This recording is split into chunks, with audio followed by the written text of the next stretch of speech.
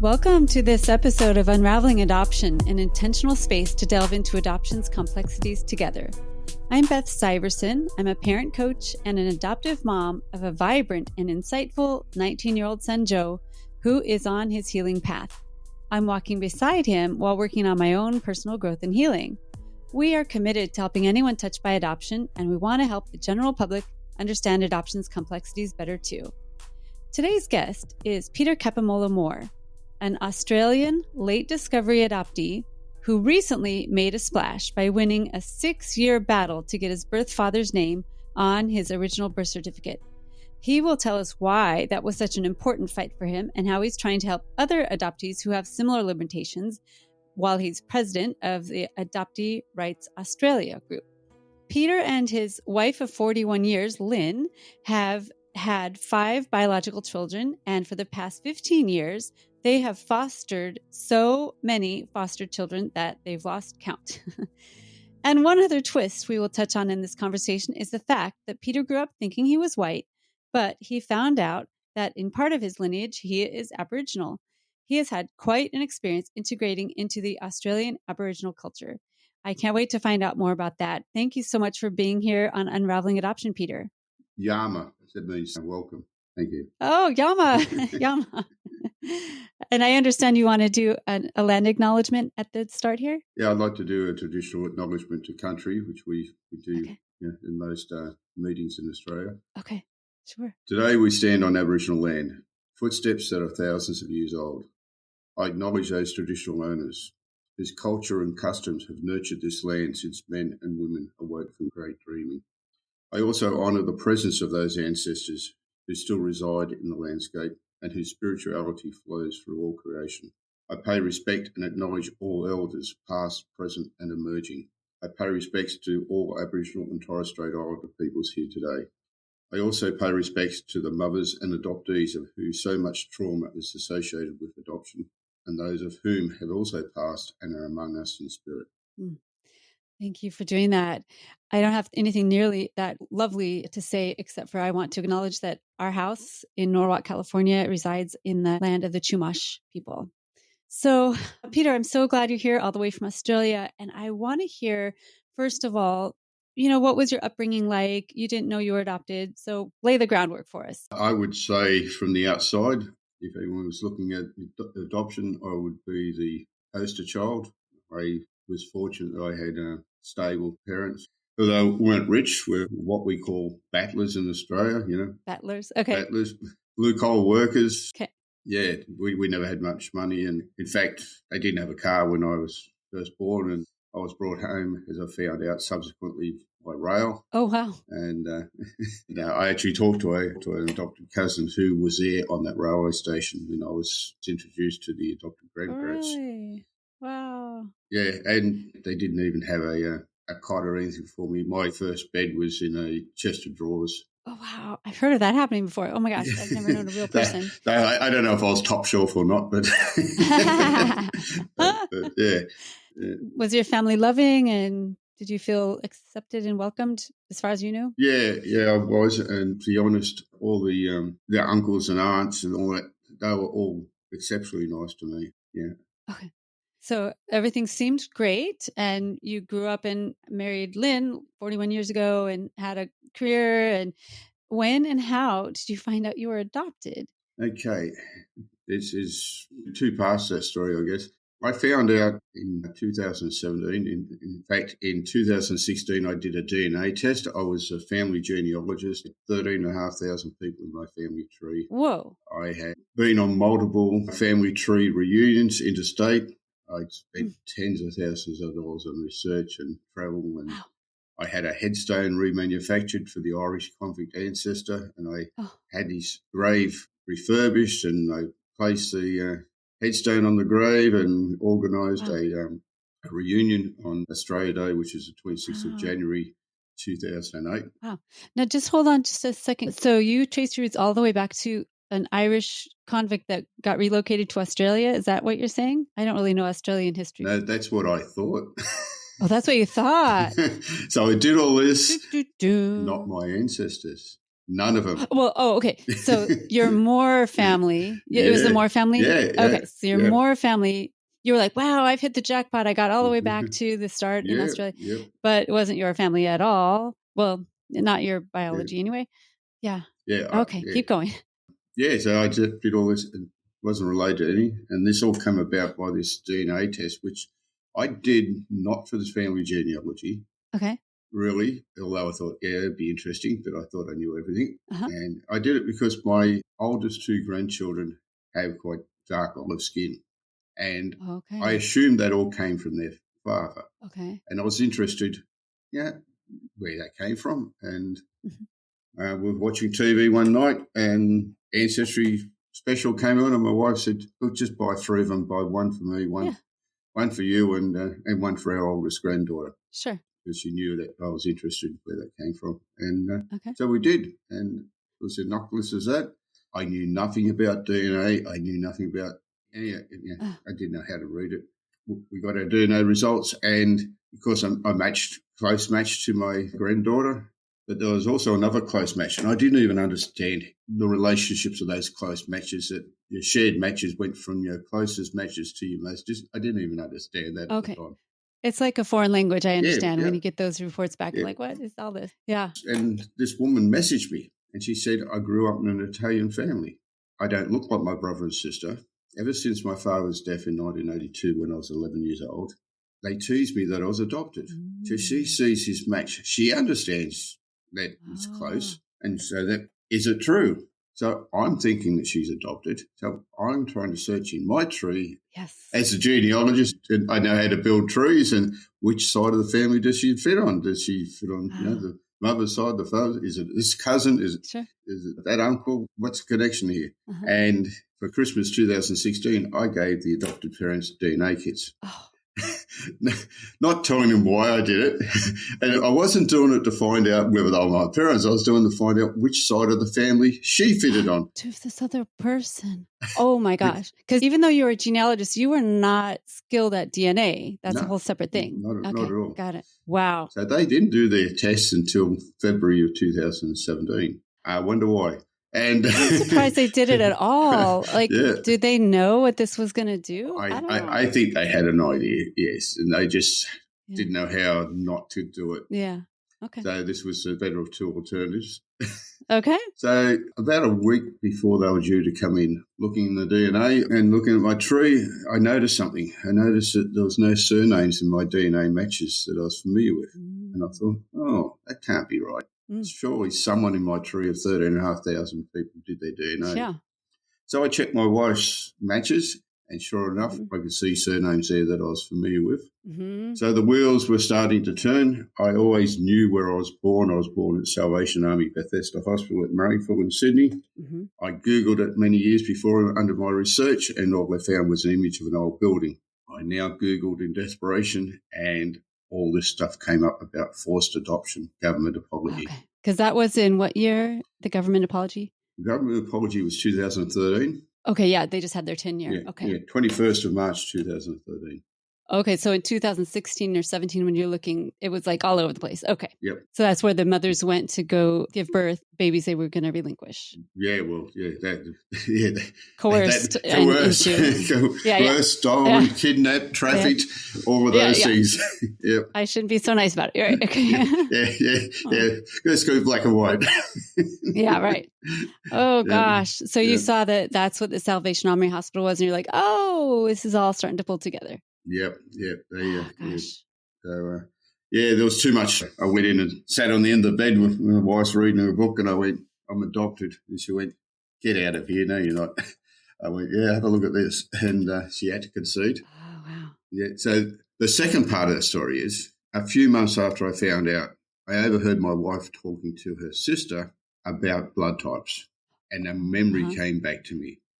And that memory was of me being in high school, and they'd asked us to bring our parents' blood types in, and they were going to show us how to determine our blood types.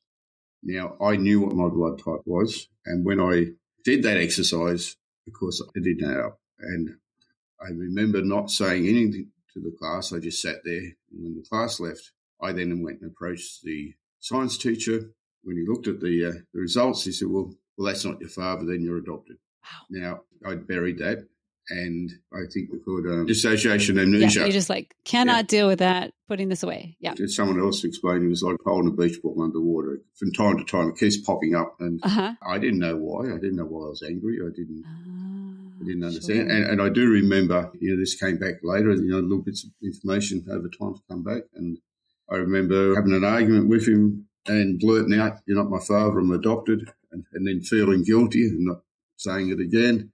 And then another memory came back of me having asked to see the birth certificate. I had to wait for it. And when it came, it had their names on it. Sure, because that's what governments do. Yep, the science teacher must be wrong. There it is. It's in black and white. Okay. And I've relied on that certificate up until 2017. Yes, and we will get back to that piece of paper. That's important. I want to find out, how did they handle you figuring this out? My adopted sister is number one supporter of mine and my advocacy. Oh, nice. She's also a world-renowned professor of medicine. Nice. So she has this medical mind. When I told her, she wouldn't believe it. It's commercial stuff. I have friends of mine who are professors of genetics. Will you do a DNA test for me? I went, yeah, whatever. I know what I know. Yeah. Anyway, so that was in the process, and I applied very soon after I found out. I applied for my adoption certificate, and there's another long story there. I won't go into it, but I pulled a few strings and went around roadblocks, and I received my adoption certificate 6 weeks after I applied for it. Wow. And that's very unusual. Yeah, it's quite unusual. Yeah. Okay. And while I was waiting for that, I learnt what I could about DNA. I built basically a tree from DNA matches and found lots and lots of surnames by marriage. I basically built the tree down, not up. Okay. So down like an umbrella, and encompassed all these surnames, which I found in my DNA. So I was quite confident I had the right tree, and if I found my mum, she would belong in that tree. Okay. And I settled on what I believed was an ancestral surname. Okay. So when I got that document, first person I rang, of course, was my sister, and said, hold everything. And she said something profound there. She said, there is one more thing we need to do. I went, what's that? And she said, we need to tell them that you know. She said, do you want to do it, or do you want me to do it? I went, you can do it. And okay, sure, thanks. no hesitation, and I really think that was the right answer. Okay. But once I had that, when I got home, I Googled my mother's name and the ancestral surname I'd settled on, and within, I would say, seconds, not minutes, I found my brother. Wow. Who had written in this. My ancestral surname was Trindle, and he'd written in a Trindle Tree blog. Yeah, my mother, Ruth, her mother, Anita, and her grandfather, Robert. And I found a Robert Trindle in my tree, and I added my grandmother's names and my mother's names under his, and that gave me hints of other people who had those names in their trees, one of which was my brother. I went into his tree and saw there was 2 brothers under a first marriage, a brother and 2 sisters under a second marriage. And when I looked closely, I did this with my wife, and we both looked and went, there's a fatherless child in between marriages. Oh, that's you. And that was obviously me. And he knew about me, obviously. Wow. So he knew you were out there somewhere. Wow. Okay, that's really interesting. And were you able to find your birth parents? I messaged my brother. Okay. And what I didn't know is that he'd only known for 3 weeks. Oh, wow. That my mother had confided in her oldest son and her husband of 55 years that I existed. Wow. And the other thing is, she knew my name. A woman in that hospital told her what my name would be, and she said to me, I never understood why she told me, because I knew she wasn't supposed to. I think I knew that woman. My adopted father's family were Salvation Army, and I grew up knowing that woman, that she worked at that hospital. Oh, I see. So a friend of the family worked at the hospital, and so she gave your birth mom her name. So she's had your name on her heart her whole life. Yep. That's kind of beautiful. Yeah, and she worked for the Electoral Commission, which meant she got access to electoral rolls. Oh, okay. And as soon as I turned 18, she knew where I was. Oh, wow. Yeah. Okay. So how was that, getting back in touch with her? Yeah, look, my brother contacted me the next day. So less than 24 hours later, he rang me, and We spoke for an hour and a half. He gave me my mum's number and she was expecting my call. Okay. And her first words that she said to me was, I was forced. I never wanted to give you up. Oh. And I like to clarify, there's a lot of stuff here about forced adoption. And in the inquiries that I've submitted to, I make it very clear it's not forced adoption that is my trauma. It is adoption. Forced adoption is my mother's trauma. That's right. And, I don't wake up every morning saying, oh, my God, I was forced adopted. I wake up every morning and go, oh, my God, I was adopted.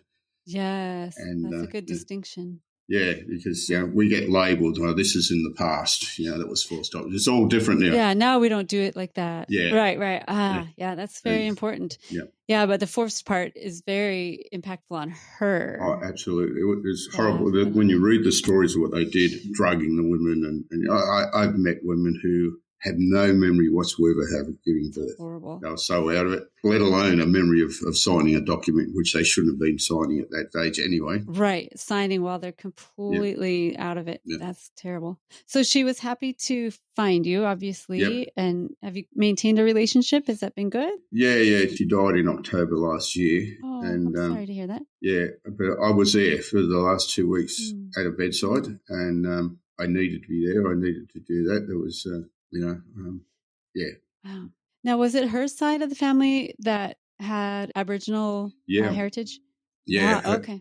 And as I've found out, and I'm still waiting for the paperwork that confirms this, but I've been told by a cousin that she has the paperwork and she will give me a copy of it. My grandmother was under what they call the stolen generation. So she came under the Aboriginal Welfare Act and was in a mission. So they took her and her siblings. So this is a intergenerational trauma. Sure. And when my mother and father were living and working in Canberra, in our nation's capital, in fact, my father was living on Capitol Hill in the Capitol Hill migrant camp, which is now where Parliament House stands. Oh, no kidding. And wow. I was invited there for the 10-year anniversary of the apology by the government, and I realised I was standing on my father's home. Wow. So, gosh. It was that was quite profound. Yeah, so many synchronicities. That was my first visit to that Parliament House. Wow. So they met, and I was conceived in. They knew each other for about 12 months, she tells me. So my father was dying, my grandfather was dying, and my mother came from an outback town in New South Wales, right out west, beyond the black stump, as we like to say here, a little tiny town. And the mother convinced her to come home to help her look after her father in his dying months, and she arrived there pregnant. Oh, okay. And I said to my mother, because I knew of this town called Pilliga, and I said, so I've been to Pilliga. And she went, well, yeah, technically, I guess. And I said, so I was nearly born in Pilliga. And she said, no way, my mother wouldn't have it. Oh, that's why she got sent away. She bundled me in a car with my brother and sent me to Sydney to get rid of her. But in subsequent talk, she revealed to me that when she told that my father was Italian, that she just assumed I would have brown eyes. Oh. See, my grandmother, like many of those people from the stolen generation, were fearful of their own children being stolen and denied their Aboriginality. And my grandmother told everyone she was Spanish. Oh, interesting. Apparently she was very proud that her children had blue eyes. Oh, okay. And hence less chance of being stolen, I guess. Gosh. And because I would spoil that if I had brown eyes. So that was. So you have blue eyes. I have blue eyes. But a little darker skin than your sister or your adopted family, sister. Right? Oh, yeah. I'm looking at you. You look white. Yeah. I can pass white any day. Yeah. But now you're like, oh, no wonder I get tan so easily, or no wonder my skin has that tint. Yeah, you raised an interesting point there. I guess the colonial or non-Aboriginal perception is that colour defines race, which isn't really true at all, because this really comes down to genetics. In fact, I know other Aboriginal people, some of whom are lighter skinned and their own siblings are much darker, or it could even be the other way around, where they are much darker than their parents. It's the way that genetics is random. You might get more from one parent or one grandparent as such. In more recent times, I think about 1981, the government here, the Ministry of Review of Aboriginal and Torres Strait Island peoples, struggled with this and they came up with a 3-part definition. Oh. And first part of that definition was that you are of Aboriginal descent. In other words, you can track your bloodline Okay. back through your heritage. Okay. 2, that you actually identify yourself as being Aboriginal. Mm-hmm. And 3, that the Aboriginal or Torres Strait Islander community accepts you as being Aboriginal Okay. or Torres Strait Islander. So it's a 3-part test, but the fact that you identify is your choice. The other 2 are not your choice. Yeah. You don't get to choose your heritage, and you don't get to choose whether you're accepted by the community. Yes, but you have to have all 3 in order to be considered Aboriginal. Correct. Yeah, interesting. It seems like the Aboriginal community. So I identify myself as Aboriginal, proud Kamilaroi man, also of Italian heritage. Okay. So look at the Italian heritage. We all know Italians who are dark and Italians who are light skinned. Yeah. But they don't define them on skin color. I know. That is interesting. So I guess it's the European, they got a pass. I don't know. Why is that? Yeah. So it's interesting. So interesting. I do think in Australian context, it's a colonial thing, which was division, and you could argue that it was definitely genocide that they were trying to, through the stolen generation, separate you out and assimilate you and make you white, Oh, that's so terrible. So how did you connect with your Aboriginal heritage? Okay. Well, very early on in 2018, I found myself at a rally in Sydney out the front of Parliament House with a newly adorned Adoptee rights T-shirt, which I had made just for that event. Nice. The week before when I realised the event was on. And that event was organised by an Aboriginal group called Grandmothers Against Removals. So you continued to be involved with Adoptee Rights Australia? Yeah. I hit the ground running. You don't waste any time. You just go. Well, I was invited again. Actually, I was invited to Parliament House early in 2018 to a luncheon for the 5th anniversary of forced adoption. Okay. And there was a speaker who, was speaking about adoption, and I'd written a poem, 8 pages poem called "Adoption's Such a Lie." I'd never written a poem before, but I just had to get this out, and I got this idea in my head driving home one night, and I got home and I wrote it in one session. And wow. Anyway, I handed this poem to her when she got off the stage, and she just promptly put it in a handbag.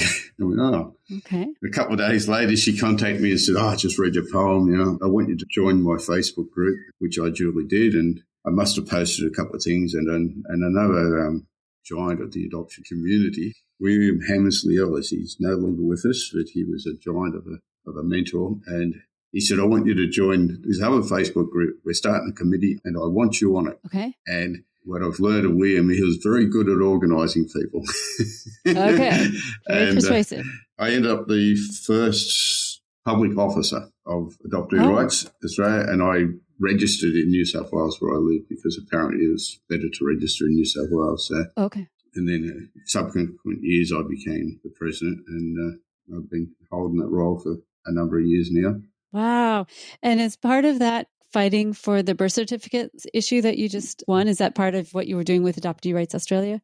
Yeah. In a broader sense, I guess. It was very personal to me. It was one of the things that outraged me. One of our previous secretaries, we were talking about this, about people saying they're angry. She says, I'm not angry, I'm outraged. I mean, what a wonderful, you're right, I'm outraged.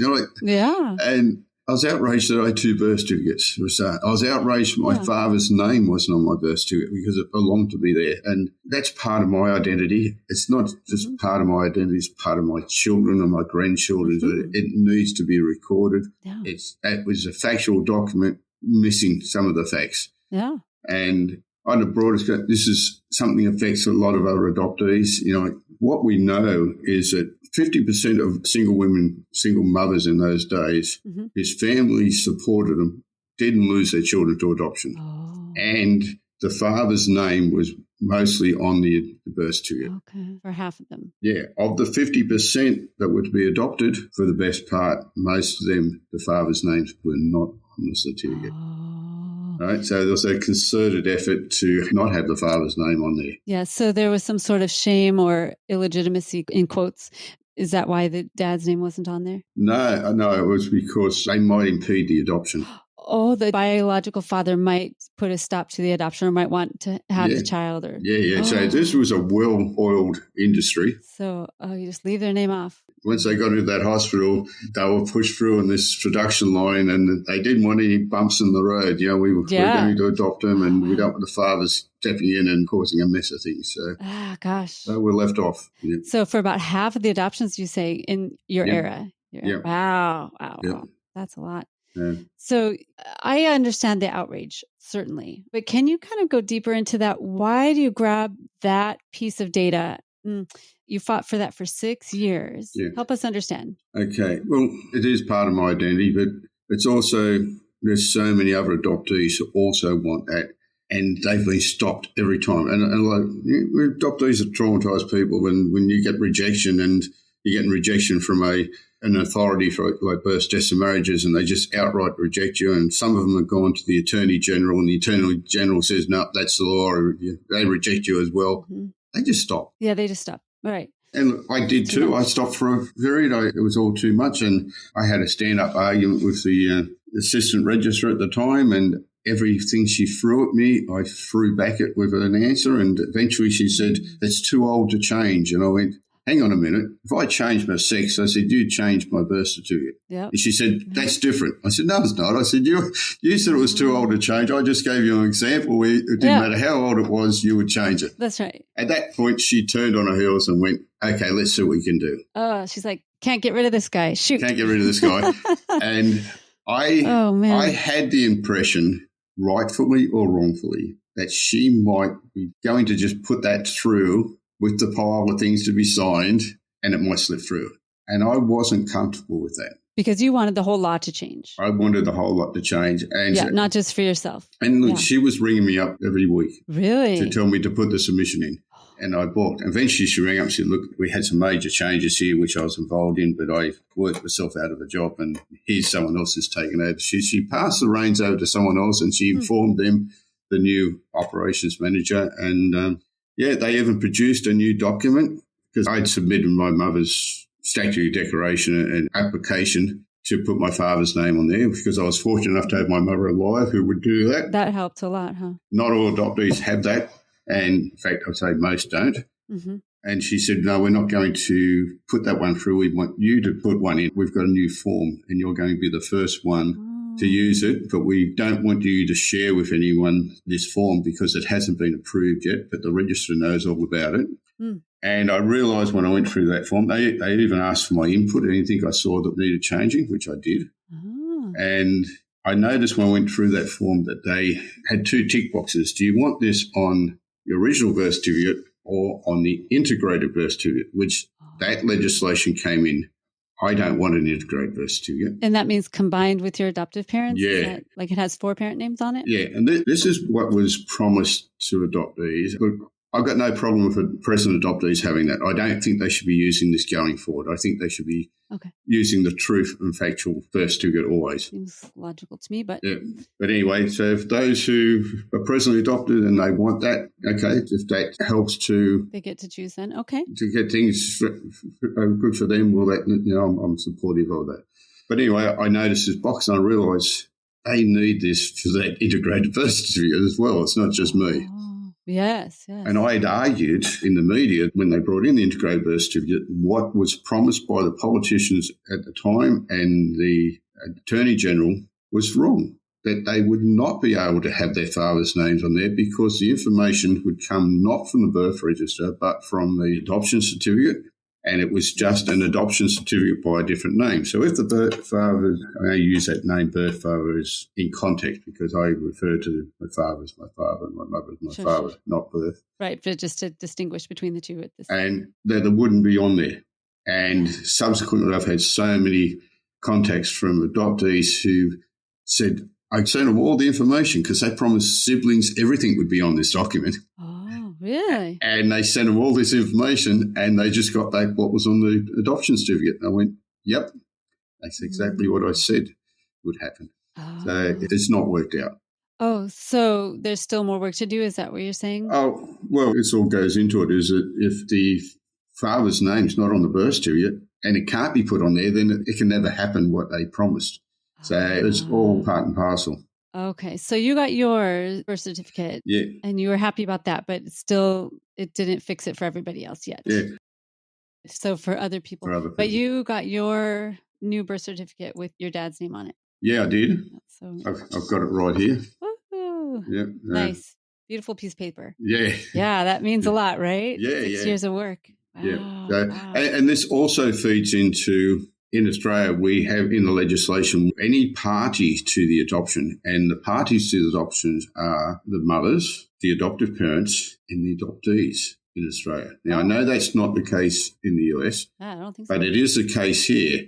And it was really there so that adopters could send the child back if it didn't work out. Whoa. So we've been able to use that in that legislation, that clause, to have discharges. And in New South Wales and Queensland, you have to go to the Supreme Court. In Victoria, you have to go to the county court.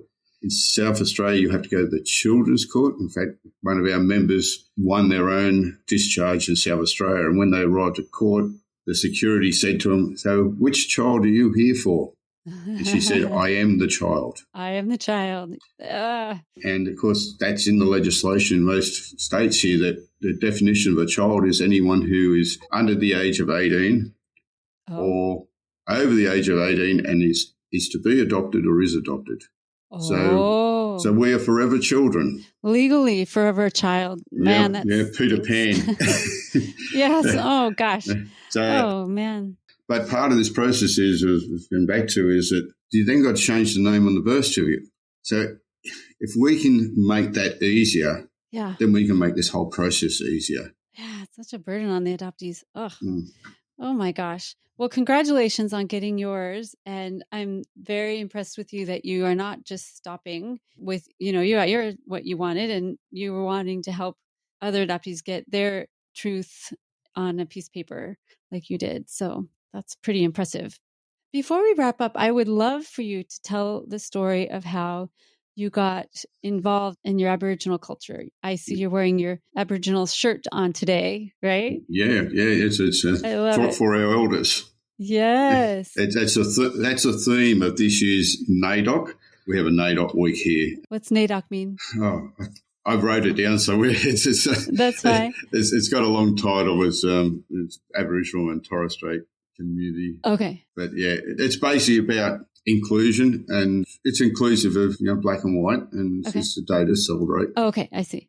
So yeah, the theme this year is for our elders. Yeah, so my story is, my son-in-law is an Aboriginal liaison officer at one of the local high schools here, and he asked me if I would like my confirmation. And the confirmation is basically a piece of paper that says that you are, in fact, Aboriginal, that you've been accepted by the Aboriginal community, that you are Aboriginal. They've looked at your bloodline, they've looked at your acceptance in the community, and it gives you a paper. And that paper can be used for government jobs and different things like that. Sure. Okay. I understand. So he said, "I'll give you a phone number of a elder." He said, "Give him a ring, go and have a coffee with him, tell him your story, and take it from there." So I did that. I had a couple of cups of coffee with him, and he gave me an application form. I filled it out and put my family bloodline on there, which is most important, and also all the interactions I've had with the Aboriginal community, local, and also the ones like in Sydney, grandmothers against removals and that sort of stuff. Okay. So they invited me to the elders meeting, and again, I told them my story. They had all the information, and I waited outside for the decision, and they called me in and they said, "Well, you have your confirmation." And then they said, "But we would also like to invite you to apply to be an elder." Aww. And it just took me from left field. I didn't see that coming. Wow. And they said, "We believe that you will learn more by being involved with us and being on the outside." Oh, wow. And so, yeah, and that's been the case. And 6 months later, at the AGM, the secretary resigned, and I got nominated from the floor to be the secretary. Oh my gosh! Wow! And I didn't see that coming either. I now get to countersign the confirmations when they get voted on. Wow. Which is it's very humbling, and it's a huge honour. Yeah. Yeah, well, I get invited to lots of things now. I bet. I go to schools all the time. Wow. And elders get invited, and the photograph that I've given you, the colour version of that, was displayed at Newcastle Courthouse as part of their NAIDOC event day. My 8-page poem was also displayed, Wow. but of course, all the other elders' photos from our community were in photos, so I wasn't alone. And in attendance there on that day, of course, were a lot of judges or magistrates, and including the New South Wales Chief Magistrate, who heard about my win. With the birth certificate. Okay. And spoke to me about that. And I won't go on record what he said, but he was very supportive of what I did. So, well, you don't mess around, Peter. You just get right in there in the middle of everything and make differences. And I'm kind of amazed, I'm sure you are too, that this group just took you in so wholeheartedly.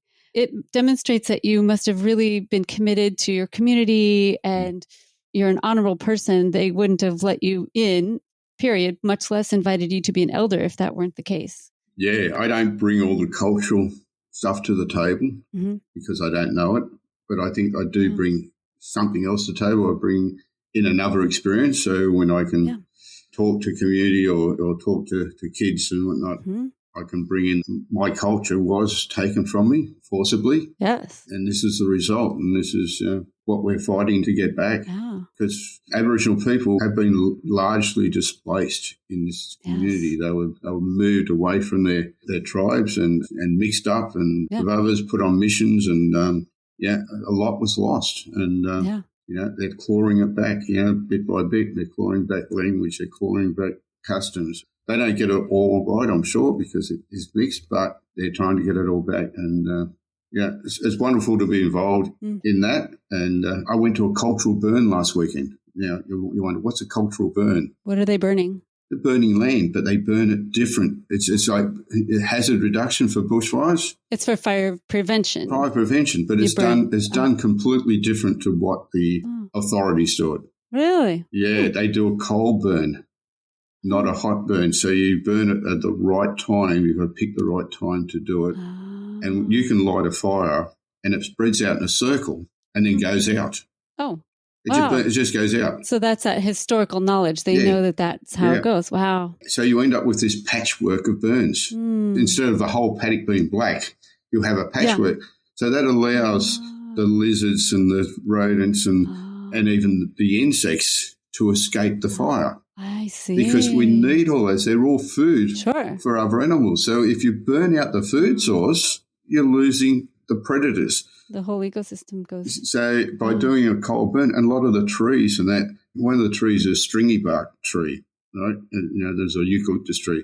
And when you look at the bark, it's actually like upside down V's in the bark. And when you got a coal burn, that fills up with smoke, and a coal burn will not run up the tree. Wow. So the tree's because it puts itself out. It's inbuilt, puts itself out. But when you have a hot burn, well, all that goes out the window and you end up with a wildfire. That's fascinating. It is. It's fascinating. And this is the connection to nature. This is stuff that was being lost, but they're getting it back from other tribes that haven't been so displaced, and bring that knowledge back to the urban Aboriginals. So it's really interesting. Fascinating. Well, I'm very happy for you that you are finding out who you are. You're being warmly accepted by your birth family, and on the Italian side too, on your dad's side, it sounds like you're absolutely accepted there too. How did your adoptive parents deal with it? How did that go? Okay. More complicated. Okay. When my adopted sister told them, which was the day before Mother's Day in 2017, they arranged to take him out for lunch, and they arranged for me to get there just before they got there to take him out for lunch. And I thought I would have a lot of questions before I went there, but I was also walking on eggshells. I didn't want to upset anyone. And I turned up with a bunch of flowers at the door. When I came through the door, my adopted father said, "You saved our marriage." I went, "Okay." That was the first words. Your role in the family is okay. Yep, it was my role. I saved the marriage. No pressure there. Okay. Yeah, and then the second words were, we burnt the papers when you were a teen, i.e. the adoption papers, because you were always ours. So it wasn't what I wanted to hear. And then they got in an argument as to which house we lived in when they burnt the papers. So I'm standing there going, okay. No wonder those papers are so important to you. Gosh. Yeah. So then I'm telling the story how I discovered it. And by this time, my adopted sister and her husband had arrived, and I got to the point where I said I was travelling interstate to the Gold Coast in 3 weeks' time to reunite with my mother and my siblings. Okay. To which my adopted mother said that she wanted to be there. Now, I didn't want her to be there, but I didn't quite know how to say that. And lucky for me, or fortunate for me, my adopted sister stepped in and went, no, this is Peter's journey. He needs to do this alone. To which the adopted mother said, but you said she had a stroke. What if she dies and I don't get to meet her? But she wasn't going to tell you. She wasn't going to tell me. And at that point, I realised this is not about me. It will never be about me. And I don't have any questions. They've all been answered, and I really want to get out of here. And so that's why. So I had this disconnected relationship with him, and the adopted father died a couple of years ago, and the adopted mother's in nursing home with dementia. And, I visit, but it was the same as visiting their house, all these trinkets that I thought that I would cherish. Now they're just memories of that lie. Yeah. So it's not comfortable. I'm not comfortable, and I know I can't change the way I feel. I do it because I feel I have a duty to do that, but I don't feel comfortable. It's not a good experience for me. Yeah. I'm going to guess what your advice for adoptive parents would be, but why don't you, I'll let you say it. I wish there was no adoptive parents, sorry, but I understand. but I understand. Yeah, look, openness and embrace their culture, their family history. Yeah, good or bad, it doesn't matter. It still belongs to them. It's theirs, yeah. And look, medical history is such a vital medical history. I have a condition in my leg, a genetic condition. I nearly lost my leg. It's called popliteal entrapment syndrome. Oh, wow. Rare condition. When we found out it was genetic, my adopted father quipped, it's not on my side of the family. Oh, no. Oh, gosh. But, they gave me 10 minutes. I was going to amputate my leg. Wow. And that didn't happen. Lucky again for my adopted sister, who's professor of medicine. She's a doctor. Okay. She not her field of expertise, but she at least was overseeing the surgeon and saying, well, we speak the same language. And I think he tried that bit harder. Wow. Yeah. Well, I'm sorry that your adoptive parents were not on board with this and that caused so much pain. And I can totally understand. And for those of us that have already adopted, we need to get our acts together. And if you haven't told your kids now, do it yesterday. Get her done. And if you know anyone that's like that, the harm done by waiting, it's just exponential. It's not cool. It's not fair to anybody. So I'm sorry for all that pain. And it seems like the last couple of years, though, you've just made great strides and are kind of reemerging as a new person. I don't know. You often get asked, would you turn back the clock that you didn't know? Yeah. And not for a second. Yeah. So many things have happened in my world since. Yeah. That there's a reason why I survived. Yeah. There's many times that I mightn't have, but there's a reason why I have. Yeah. And that's now. You really seem like you're in your element, that's for sure. Well, thank you for all the work you're doing for adoptees in Australia and around the world, really. And I'm so happy you came on to share your story with us. Thank you so much. Thank you so much. And thank you all for listening. Please share this episode, rate and review us on Apple Podcasts or Spotify. That really helps us get the word out. And go to our website, unravelingadoption.com, if you want to connect with us, if you want to find out about the coaching I do for adoptive parents, if you want to find out about our support group for adoptive parents called Aptitude, it's free. and if you want to find out about upcoming events or how to support us on Patreon. That's all on our website, unravelingadoption.com.